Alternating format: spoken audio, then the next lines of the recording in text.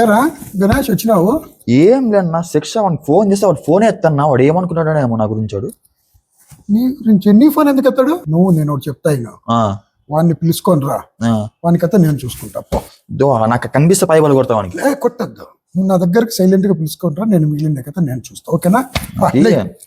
రా, అన్నయ్య పిలుస్తున్నాడు.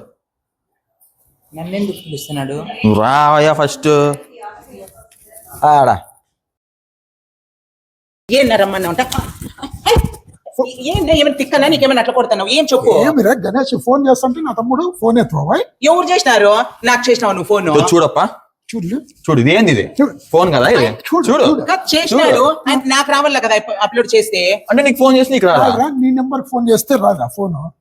ఏం మాట్లాడుతున్నావన్నా? నాకు రింగ్ వినిపించాల కదా అసలు. ఫోన్ నువ్వు జోలో పెట్టుకుంటావు కదా, ఫోన్ చూసుకోవాలి కదా నువ్వు.